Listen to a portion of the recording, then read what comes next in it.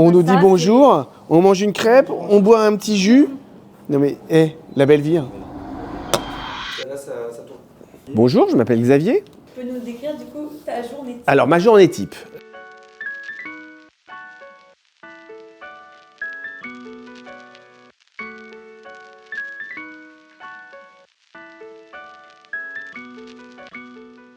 Je me lève à 7h du mat. C'est un de mes moments préférés de la journée parce que c'est là où je vais réveiller mes enfants, je m'occupe de leur petit-déj, je les habille. Ensuite, je vais faire un peu de sport tous les matins. Directement après, je vais sur des sites de mes clients. Tous les matins, je vais voir si ce qu'on a vendu aux clients est appliqué sur le terrain et c'est toujours une visite mystère. Je ne préviens jamais avant de venir, ce qui permet de me rendre compte la plupart du temps quand même que nos happiness managers font du super taf et c'est sûrement pour ça qu'on a 0% de churn chaque année. Et après, je vais dans nos bureaux de l'avenue Kléber ou de la Défense toutes les après-midi. Je me force à revenir à 19h, 19h30 pour voir mes enfants avant qu'ils se couchent. Par ici, on a la réception. Donc réception, on organise toutes nos animations sur la Chandeleur, sur les animations de la Saint-Valentin ou tout ce qui peut être un peu sympa pour tous les résidents et pour qu'ils viennent profiter de l'activité. Par ici, on a un lustre de Murano qui a été livré avec le bâtiment il y a bientôt 1 an et demi. Il a fallu presque 2 mois pour le poser.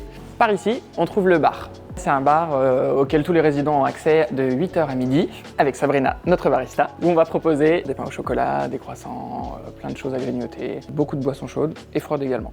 Là-bas, on peut aussi privatiser pour faire des déjeuners d'entreprise, des dîners d'entreprise sur tout le plateau.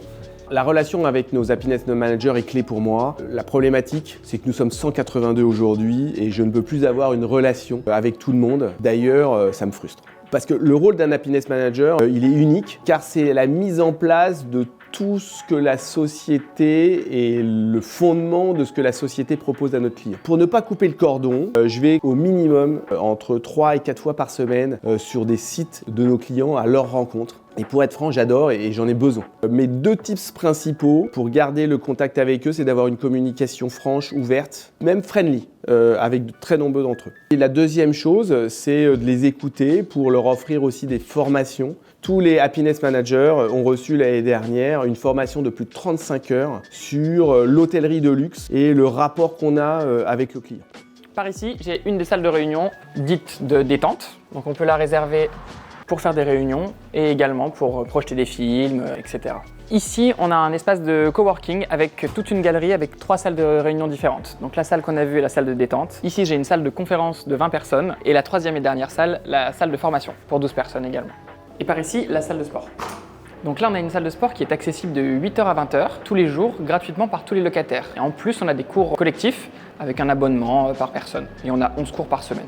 Les happiness managers, c'est tout sauf un bullshit job. Déjà, par le nombre de CV qu'on reçoit par semaine et le nombre de collaborateurs qui veulent donner du sens à leur travail. Quoi de mieux que donner du sens en faisant plaisir et en rendant la journée meilleure des collaborateurs d'un immeuble. On peut interviewer n'importe quel happiness manager, il vous dira que son emploi du temps est complètement différent tous les jours. Pourquoi ? Parce que toute entreprise et tous les collaborateurs ont des besoins complètement différents. Il n'a pas un travail spécifique à la chaîne. Chaque semaine, il sait qu'il va faire des choses différentes, difficiles, plutôt faciles, mais dans tous les cas, il sait qu'il va rendre service à une personne et ça rend le travail même merveilleux. Donc ici, on a l'espace bien-être. Une salle wellness avec tous nos prestataires qui viennent. Donc là, on fait venir un ostéopathe, une manucure, une esthéticienne, un coiffeur, peu importe. Nos prestataires viennent 1 fois par semaine, chacun à son jour. Par ici, on a les salles de sieste. C'est plutôt sombre, c'est plutôt bien utilisé par les résidents. C'est des créneaux de 15 minutes et chaque personne peut faire 2 créneaux d'affilée. L'hospitalité en entreprise a considérablement évolué depuis 7 ans. Au début, on était plus sur une offre de répondre à des services aux collaborateurs.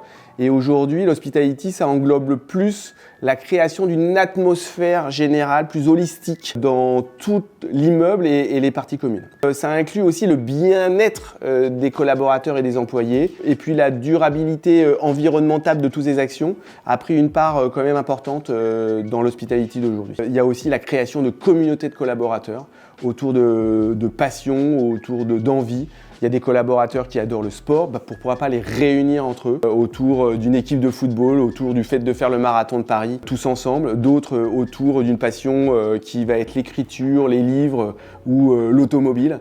Et tous ces collaborateurs, ça crée des communautés qui peuvent ensuite se rencontrer dans l'entreprise, se dire bonjour, se croiser pour déjeuner et puis indirectement développer une meilleure créativité pour l'entreprise elle-même, puisque le fait d'aider les collaborateurs à échanger permet de mettre en place plein de nouveautés au sein des immeubles de bureaux. Donc la force de l'hospitality aujourd'hui, c'est de créer une atmosphère globale de qualité de vie dans les entreprises qui nous confient la gestion de ces services. Donc là, nous voilà arrivés dans l'espace Frischti de restauration, un peu le RIE de l'immeuble, où tous les gens viennent se restaurer. On a une offre assez variée, il y a une vingtaine de plats différents chaque jour qui arrivent. Ils sont 2 personnes et ils gèrent ça de 11h à 15h. Donc là, nous avons l'auditorium pour 54 personnes. Donc là, dans cet auditorium, on peut organiser des conférences pour 50 personnes, des déjeuners, des dîners, changer l'emplacement de toutes les tables, de toutes les chaises, différentes présentations. Donc voilà notre rooftop. Là, c'est une partie qui est privatisable pour des événements, pour des déjeuners, peu importe. Et ici, on a la partie qui est privative au cabinet d'avocat Auric qui va jusque là-bas. Donc il peut arriver qu'on organise également des événements avec eux, si on a leur autorisation bien sûr. Dès que je vais sur un site, on s'aperçoit qu'on crée de l'humanité et on crée beaucoup de services au sein des immeubles. Donc ça favorise quoi ? Forcément l'envie de revenir au travail, quoi. Notre responsable RSE, elle a créé un comité RSE. Elle permet donc à tous les happiness managers qui veulent de se réunir dans ce comité une fois par semaine et donner eux-mêmes des idées sur comment améliorer nos actions en termes de responsabilité sociale et environnementale chez Have a Good Day. C'est très important de raisonner entre nous et de se dire quelles sont les choses que je pourrais améliorer, moi, ton responsable, pour que ta journée soit meilleure. La formation de ces collaborateurs, c'est pas simplement les emmener une fois par an au séminaire. J'ai trouvé ma passion et c'est mon quotidien et c'est une chance. Aujourd'hui, on offre ces services d'hospitality à plus de 70 000 personnes. C'est l'équivalent d'une ville comme La Rochelle. Et ça, c'est très fort. Comme quasiment tous les matins, je suis venu voir un site un peu au hasard pour voir si les promesses qu'on fait à nos clients sont bien tenues au quotidien.